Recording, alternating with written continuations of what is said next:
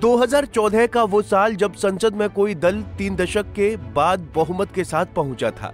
इस चुनाव में कांग्रेस पार्टी पूरी तरह हाशिए पर चली गई थी। कांग्रेस पार्टी चंद सीटों पर सिमट गई।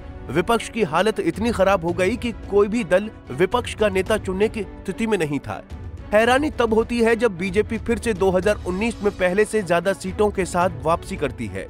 इस चुनाव ने ये साफ कर दिया था कि बीजेपी को अगर रोकना है तो विपक्षी दलों को एक होना होगा।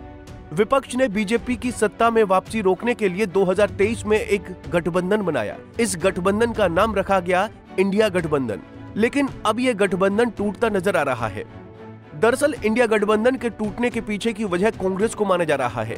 कांग्रेस का प्रदर्शन हाल ही के विधानसभा चुनाव में कुछ खास नहीं रहा था। साथ ही कांग्रेस ने हरियाणा में अकेले चुनाव लड़ने का निर्णय लिया। कांग्रेस हरियाणा चुनाव हार गई। बीजेपी ने हरियाणा में बहुमत की सरकार बनाई। हरियाणा में कांग्रेस से उसके साथी दल नाराज चल रहे थे।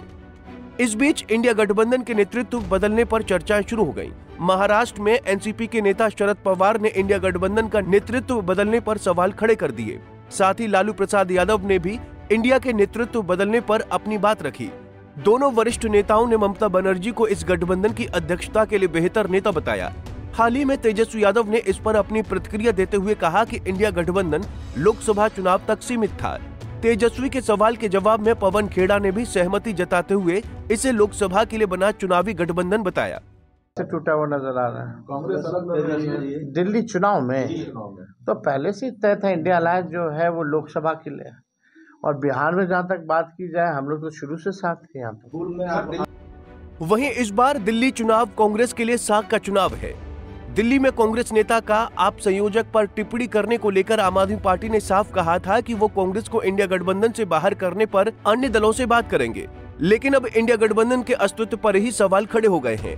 ऐसे में आने वाले दिनों में देश के अलग अलग राज्यों में होने वाले चुनाव में क्षेत्रीय दल किसी भी तरह कांग्रेस को अपने राज्य में हावी नहीं होने देना चाहते हैं, जिस कारण अब क्षेत्रीय दल इस गठबंधन से किनारा करते नजर आ रहे हैं।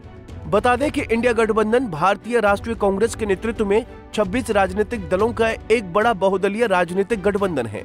गठबंधन 2024 के भारतीय आम चुनावों में भारतीय जनता पार्टी के नेतृत्व वाली सत्तारूढ़ एनडीए के खिलाफ बना था। इस गठबंधन के पीछे का लक्ष्य मुस्लिम और दलित वोट बैंक को बंटने से रोकना था। इस गठबंधन ने बीजेपी के 400 पार के नारे को संविधान बदलने का नारा बता दिया, जिससे बीजेपी बहुमत से पिछड़ गई। लेकिन इसके बावजूद भी बीजेपी और उनके सहयोगी तीसरी बार सरकार बनाने में कामयाब रहे। इस चुनाव ने विपक्षी दलों की एकता को दिखा दिया। लेकिन विधानसभा चुनाव में इस गठबंधन की ये नीति भी काम नहीं आई, जिसका नतीजा हुआ कि गठबंधन विफल साबित होने लगा। वहीं देश की सबसे पुरानी पार्टी अब खुद को मजबूत स्थिति में लाने के लिए अकेले चुनाव लड़ना चाहती है। बीजेपी के बाद कांग्रेस आज भी देश का प्रमुख विपक्षी दल है। कांग्रेस वो दल है जिसका वोट बैंक करीब हर राज्य में है। ऐसे में कांग्रेस ही एकमात्र पार्टी है जो विपक्ष की महत्वपूर्ण भूमिका में रह सकती है, जिससे राष्ट्रीय मुद्दों को अहमियत मिलेगी। लेकिन कांग्रेस पार्टी इस समय अपने नेतृत्व की कमी से जूझ रही है, जिस कारण कांग्रेस पूरे देश में अस्तित्व की लड़ाई लड़ रही है। बहरहाल इस गठबंधन के नेताओं ने साफ कर दिया है कि ये गठबंधन लोकसभा चुनाव तक सीमित था। राज्यों में राजनीतिक दल अपने हिसाब से चुनाव लड़ेंगे। आने वाले दिनों में राजनीतिक दल इस गठबंधन को पूरी तरह समाप्त करते हैं या इस गठबंधन के नाम चुनाव लड़ेंगे, इस पर सबकी नजर बनी रहेगी। Bureau report, Punjab Kesari TV. हमसे जुड़े रहने के लिए हमारे YouTube चैनल को सब्सक्राइब करें और नई वीडियो की नोटिफिकेशन के लिए बेल आइकॉन को दबाएं।